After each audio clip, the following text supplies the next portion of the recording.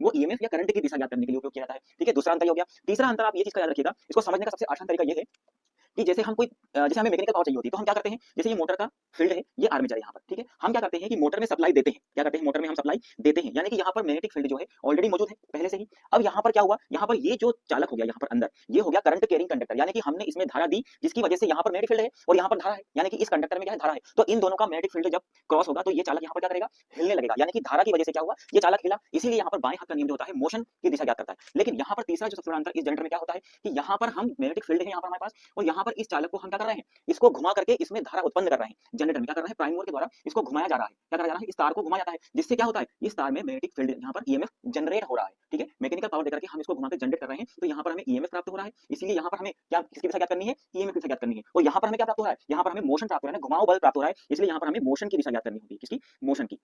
तो यहाँ पे आपको बिल्कुल कंफ्यूज नहीं होना है। देखिए, जो दाएं हाथ का और बाएं हाथ का नियम होता है, इसमें दो चीज हमेशा कॉमन होती है। ये जो उंगली होती है इस प्रकार से, इसको आप इस प्रकार से रखिए। देखिए, ये जो होता है, ये और ये दोनों इसमें सेम होता है। ठीक है, अंगूठा क्या होता है, चालक में बल की दिशा दिखाता है, और ये भी क्या दिखाता है, बल की दिशा। ये जो उंगली होती है, ये मैग्नेटिक फील्ड की दिशा दिखाती है, और ये जो उंगली होती है, ये इंड्यूस्ड ईएमएफ की दिशा दिखाती है। तो दोनों में ही कोई अंतर नहीं होता है, लेकिन अंतर कहाँ होता है, इस टेक्निकल भाषा में अंतर होता है। इस प्रकार आप प्रैक्टिकल देखेंगे तो कोई अंतर नहीं होगा, लेकिन टेक्निकल भाषा में आपको ध्यान रखना है कि जो फ्लेमिंग का जो बाएं हाथ का नियम होता है, वो मोशन मोटर में प्रयोग होता है, मोटर में बल की दिशा या घुमाव मोशन की दिशा ज्ञात करने के लिए किया जाता है। और जो दाएं हाथ का नियम होता है, वो जनरेटर में प्रयोग होता है और इंड्यूस्ड ईएमएफ की दिशा ज्ञात करने के लिए होता है। क्यों होता है, क्योंकि मोटर में हमें मैकेनिकल पावर यानी कि घुमाव बल प्राप्त होता है और जनरेटर में हमें ईएमएफ प्राप्त होती है। इसीलिए यहाँ पर इन दोनों का अंतर आपको समझना जरूरी है।